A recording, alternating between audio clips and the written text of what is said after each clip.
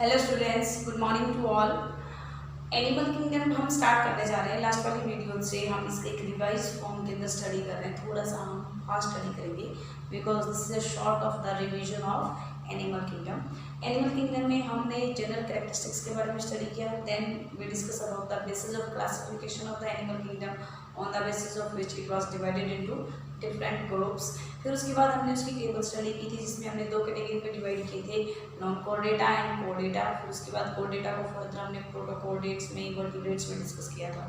तो students, let's start from the non core-data. आज हम इसके बारे में वन बाय वन सारे के सारे फाइलम्स के बारे में स्टडी करेंगे। नॉन कोर-डेटा के अंदर जो भी ऑर्गेनिजम्स इन्वॉल्व थे उनको हमने क्या नाम दिया था? इनवर्टिब्रेट्स। इनवर्टिब्रेट्स क्यों नाम दिया था? Because of the absence of vertebral column. Vertebral column absent होने के कारण they are called invertebrates. Invertebrates के अंदर कितने फाइलम्स इंक्लूड किए गए थे? Starting from the Porifera up to the Echinodermata, it constitutes 9 phylum. तो today we are going to discuss about the phylum Porifera. First phylum is Porifera. Porifera phylum की हम characteristics के बारे में स्टडी करेंगे। पोरीफेरा के अंदर हम कौन कौन से यूनिक कैरेक्टरिस्टिक्स होते हैं हम वन बाय वन हर एक कैरेक्टर के बारे में स्टडी करेंगे एंड देन एग्जांपल। तो सबसे पहले हम देखते हैं कि फाइलम पोरीफेरा का जो टर्म था, नाम था पोरीफेरा, वो किस साइंटिस्ट ने दिया था? That was given by the Robert Brans, जिसने टर्म दी पोरीफेरा।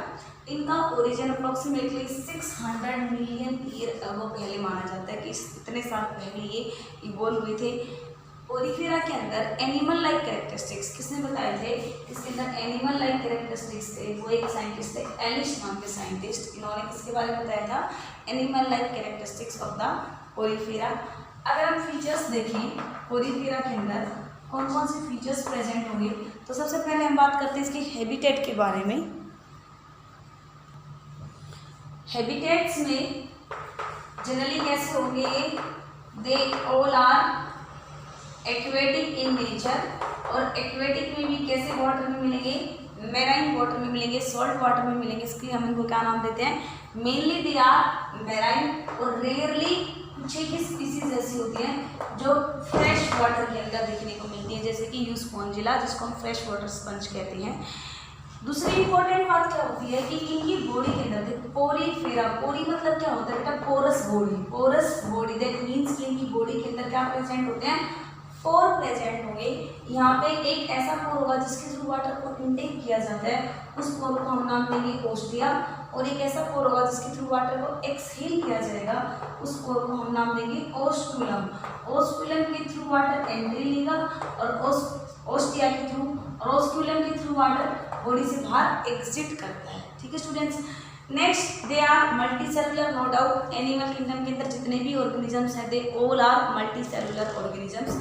अगर हम यहाँ पे सिमिट्री की बात करते हैं, किसकी बात करते हैं बेटा? सिमिट्री की बात करेंगे तो इनके अंदर कोई सिमिट्री नहीं होती है। That's why they all are asymmetrical. बहुत ही रेयरली कुछ फॉर्म्स ऐसी होती हैं जिनके अंदर सिमिट्री प्रेजेंट होती है।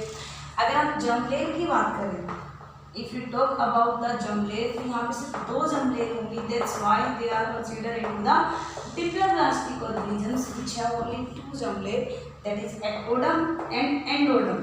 कौन कौन सी 2 जर्मलेट होंगी? एक्टोडम और एंडोडम, 2 जर्मलेट प्रेजेंट होंगी। ऑर्गेनाइजेशन कौन सा होगा? सबसे सिंपल लेवल का organisation, most simple level of organisation कौन सा होगा यहाँ पे बेटा? यहाँ पे ऑर्गेनाइजेशन मिलेगा सेलुलर लेवल ऑफ ऑर्गेनाइजेशन। आपको हमने बताया था डिफरेंट टाइप के ऑर्गेनाइजेशन है, cellular, tissue, organ system. But सबसे सिंपल कौन सा था? सेलुलर। दैट मीन्स इनके अंदर सिर्फ और सिर्फ सेल्स प्रेजेंट होती हैं, टिश्यूज इसमें एब्सेंट होते हैं, टिश्यू नहीं बन पाते हैं। सीलोम की अगर आप बात करते हैं, किसकी बात करते हैं? सीलोम। इनमें सीलोम भी नहीं होता है। That's why they are acoelomate. क्या कहलाएंगे? एसीलोमेट। देखो सबसे सिंपल ऑर्गेनिज्म माने जा रहे हैं।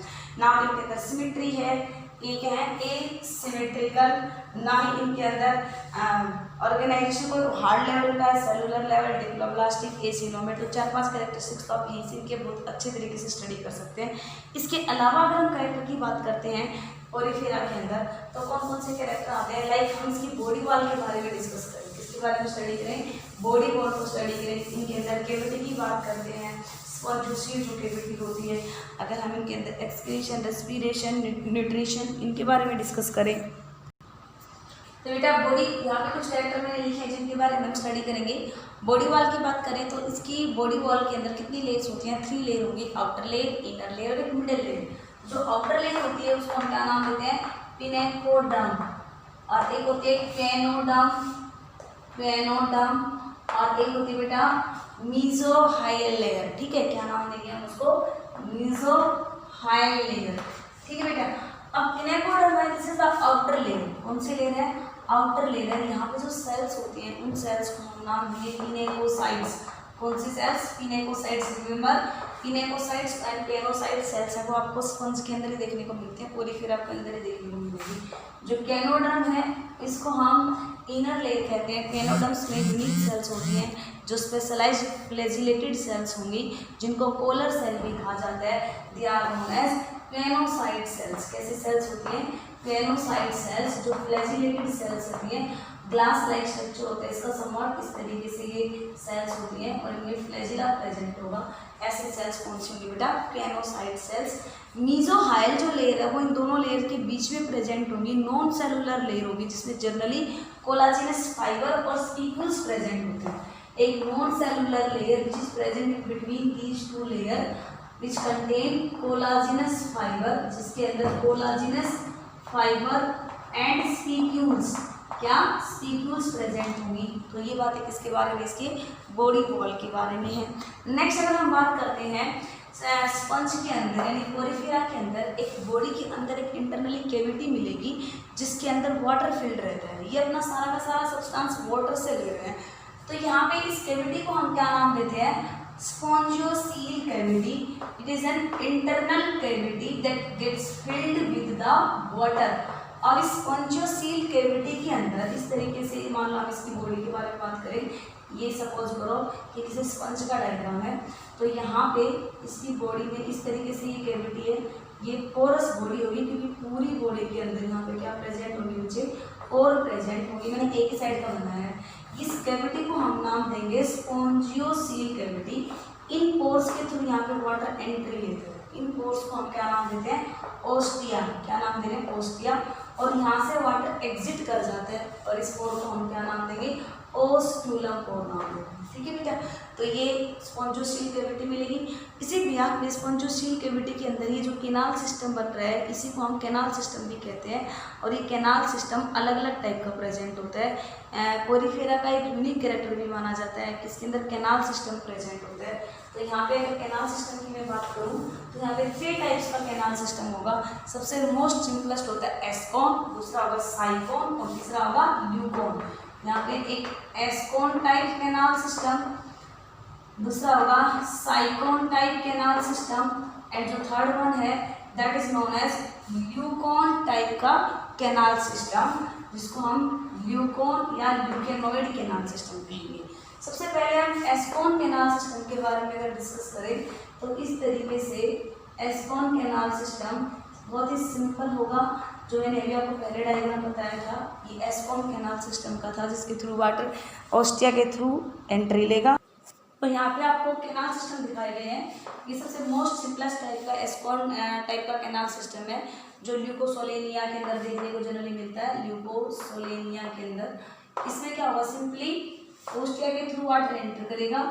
ये ओस्टिया है, ये स्पॉन्जियोसील कैविटी है और ये ओस्क्यूलम है। ओस्क्यूलम के थ्रू वाटर एग्जिट कर जाएगा। तो यहाँ पे रूट क्या रहेगा, वाटर की एंट्री करने का ओस्टिया, ओस्टिया से स्पॉन्जियोसील कैविटी और स्पॉन्जियोसील कैविटी से ओस्क्यूलम और ओस्क्यूलम के थ्रू एग्जिट कर जाएगा आउटसाइड में। इसी तरीके से जो दूसरा कैनाल सिस्टम आता है जिसको हमने साइकोन टाइप का कैनाल सिस्टम नाम दिया है। साइकोन टाइप के कैनाल सिस्टम में आप देख रहे हैं कि ये जो कैनाल्स बन रही है इनको हमने क्या नाम दिया है, these are known as radial canal. इन कैनाल्स को क्या नाम दिया गया है, रेडियल कैनाल्स। यहाँ पे वाटर पहले ओस्टिया के थ्रू गया, इसके थ्रू फिर ये रेडियल कैनाल्स में जाता है और रेडियल कैनाल्स के थ्रू फिर ये क्या करेगा, ये अंदर की तरफ एंट्री लेगा। तो यहाँ पे ओस्टिया में एंट्री ली, ओस्टिया के बाद वो रेडियल कैनाल में गया, रेडियल कैनाल से फिर वो स्पॉन्जियोसील कैविटी के अंदर जाएगा, एंड स्पॉन्जोसील कैविटी से देन वो ऑस्कुलम के थ्रू बाहर की तरफ एग्जिट करेगा। तो ये हम होता है साइकोन टाइप के कैनाल सिस्टम में, और साइकोन टाइप का जो कैनाल सिस्टम है वो ज़्यादा कॉम्प्लेक्स होता है then the ascon type canal system. तीसरा जो हम बात करें that is known as leuconoid canal type, rhagonoid canal system. बेटा देखो साइकोन में आपने देख रहे हैं ये वाले जो पोर हैं इनको हम ओस्टिया नाम देंगे प्रोसोपाइल्स कहते हैं। इनको क्या नाम देंगे स्टूडेंट्स?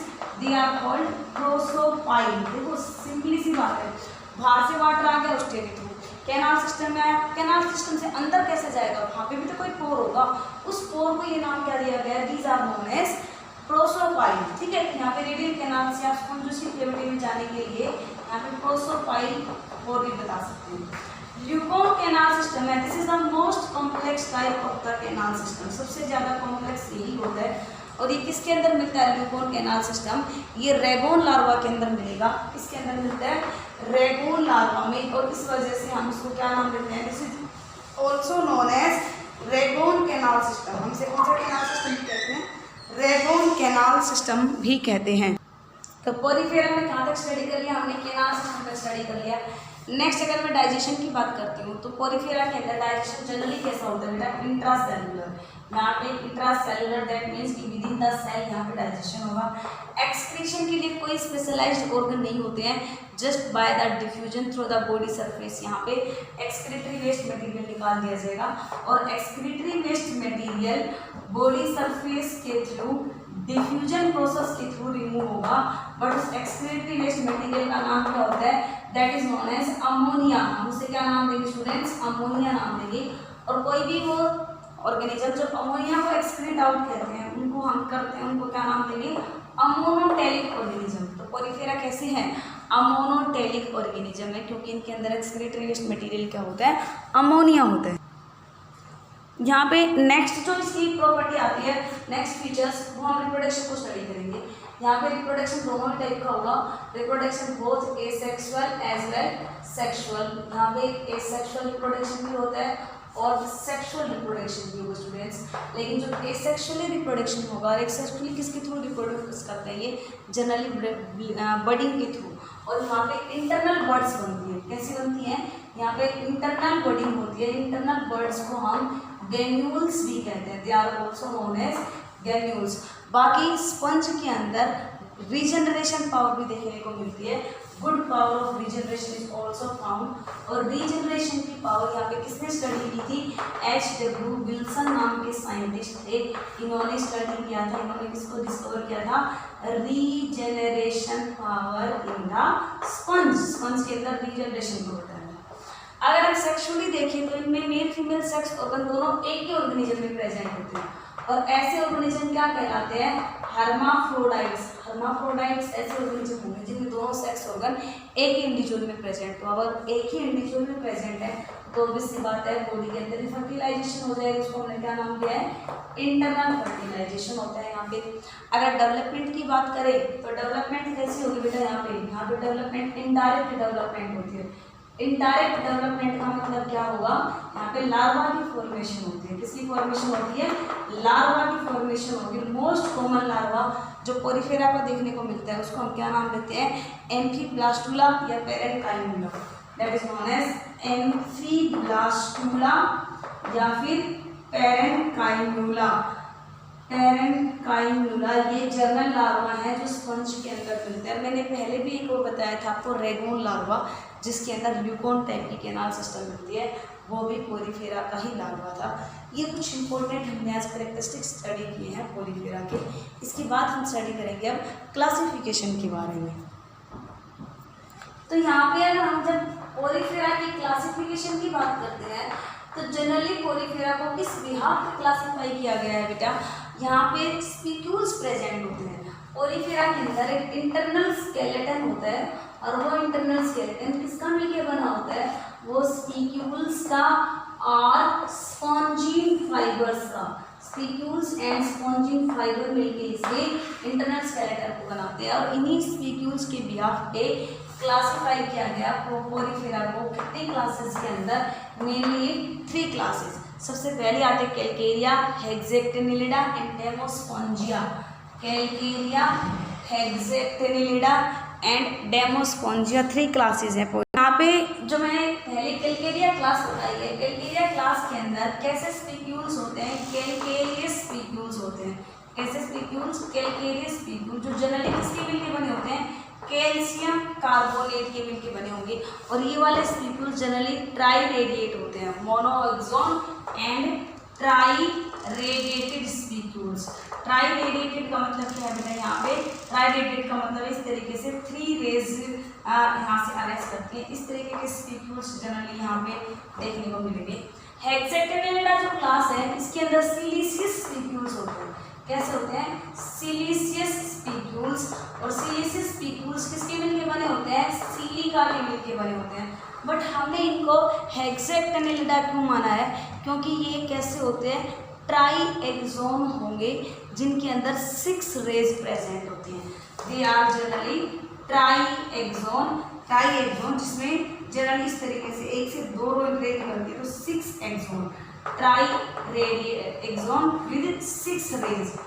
6 रेज होने की वजह से इसको हमने हेक्सेटेनेलिडा नाम दिया है। और डेमोस्पोंजिया जो क्लास होती है, इसके अंदर मैराइन और फ्रेश वाटर दोनों ऑर्गेनिज्म आते हैं। अगर कोई आपसे दोनों में पूछ ले तो इसके organism only and only marine होंगे। यहाँ पे ऑर्गेनिजम्स मैराइन भी होंगे और कुछ एक फ्रेश वाटर में रहने वाले भी ऑर्गेनिज्म मिलते हैं। यहाँ पे अगर आप स्पीक्यूल्स की बात करते हैं तो जनरली सिलिशियस स्पीक्यूल्स होंगे, लेकिन स्पॉन्जिन फाइबर भी प्रेजेंट होते हैं। It contain spongin fibres and siliceous spicules. इन दोनों से यहाँ का इंटरनल स्केलेटन मिलके बना होता है। किसका? डेमोस्पोंजिया का। यहाँ पे जो स्पॉन्जिन फाइबर है वो किससे मिलके बने होते हैं? स्पॉन्जिन प्रोटीन, जो स्पॉन्जियोब्लास्ट नाम की सेल से रिलीज किया जाता है। ये किससे मिलके बने होंगे?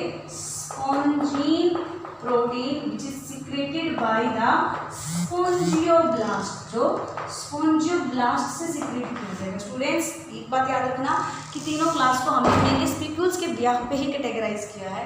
एग्जाम्पल और आप याद रख लेंगे, क्योंकि एग्जाम्पल से क्वेश्चन पूछ लिया जाता है कि भाई इस वाले ऑर्गेनिज्म के अंदर कैसे स्पीक्यूल्स होंगे। तो फिर अगर आपको क्लासेस याद है लेकिन एग्जाम्पल से नहीं पता तो आप कंफ्यूज हो जाएंगे कि इनमें सिलिशियस होंगे या कैलकेरियस होंगे। तो एक मैं एग्जाम्पल बहुत ही कॉमन बताती हूँ, ग्लूकोसोलेनिया। एक एग्जाम्पल साइकोन, साइकोन को हम स्काइफा भी कहते हैं, साइकोन या स्काइफा। ये सब किसके अंदर आते हैं? कैलकेरिया क्लास के अंदर। हेक्सेटेनेलिडा के अंदर आता है यूप्लेक्टिला। क्या आता है भाई? यूप्लेक्टिला।